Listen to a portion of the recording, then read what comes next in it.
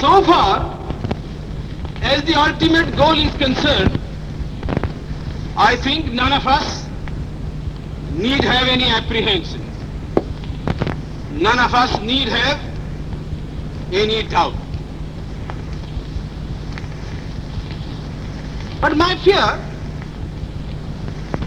which I must express clearly, is this. Our difficulty, as I said, is not about the ultimate future. Our difficulty is how to make the heterogeneous mass that we have today take a decision in common and march in a cooperative way on that road which is bound to lead us to unity. Our difficulty is not with regard to the ultimate. Our difficulty is with regard to the beginning. Mr. Chairman, therefore, I should have thought that in order to make a start, in order to induce every party, every section in this country,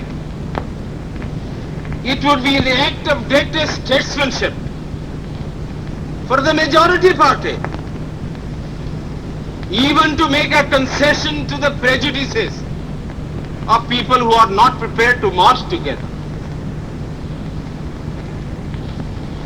And it is for that I propose to make this appeal. Let us leave aside slogans. Let us leave aside words which frighten people. Let us even make concession to the prejudices of our opponents. Bring them in so that they may willingly join with us on marching upon that road, which, as I said, if we walk long enough, must necessarily lead us to unity. And if I therefore, from this place, support Dr. Jacob's amendment, it is because I want all of us to realize that whether we are right or wrong, whether the position that we take is consonance with our legal rights, whether that accords with the statement of May 16th or December 16th, leave all that aside. This is too big a question to be reduced to the position of mere legality.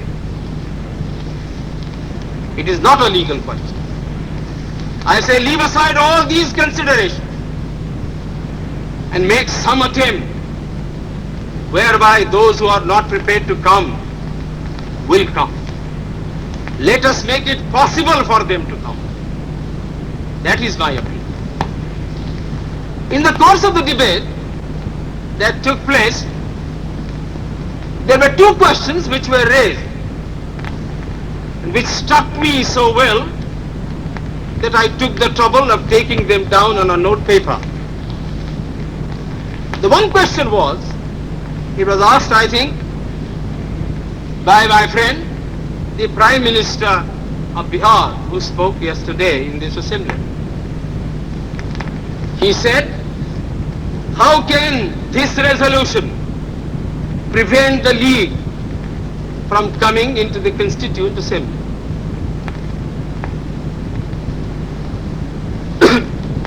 Today, my friend Dr. Shyam Prasad Mukherjee asked another question.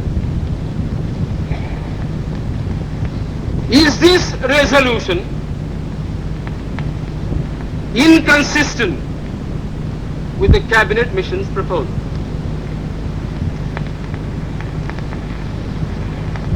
Sir, I think they were very important questions, and they I think ought to be answered, and answered categorically. I do maintain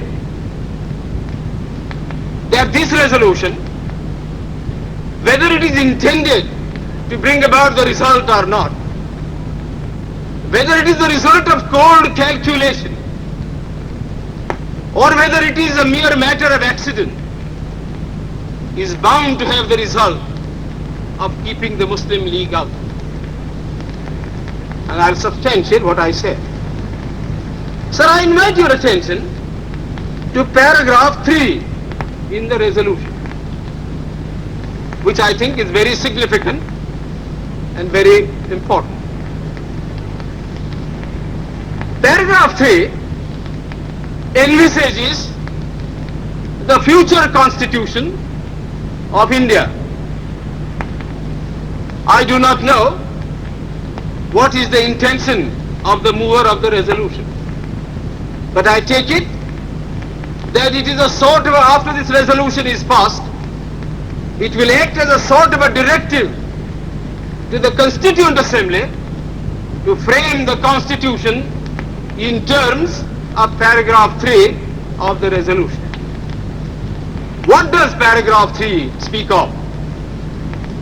Paragraph 3 says that in this country there shall be two different sets of polity.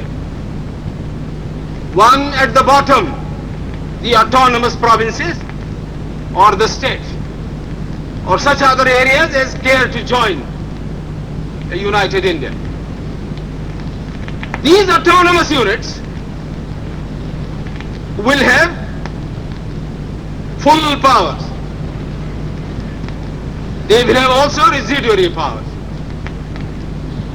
At the top and over the provincial units, there will be a union government having certain subjects for legislation, for execution and for administration. So as I read this part of the resolution, I do not find any reference to the idea of grouping an intermediary structure between the union on the one hand and the provinces on the other. Now, reading this paragraph in the light of the cabinet mission's statement, or reading it even in the light of the resolution passed, having said that we do not want a strong center, and having accepted that there must be or should be an intermediate polity, a sub-federation between the union government and the provinces, I like to know why there is no reference in paragraph 3 to the idea of grouping. I quite understand that the Congress party, the Muslim League and His Majesty's government is not ad idem on the interpretation of that particular idea about grouping. But I always thought, and I will be prepared to stand corrected if it's shown that I am wrong, that at least it was agreed by the Congress party that if the provinces who are to be within the different groups consent to form a union or a sub-federation, the Congress would have no objection to that proposal. I believe I am correct in interpreting the mind of the Congress party. So the question that I ask is this: why did not the mover of this resolution make reference to the idea of having a union of the provinces or a group of provinces on the terms on which he and his party was prepared to accept? Why is the idea of union completely effaced from this resolution? I find no answer.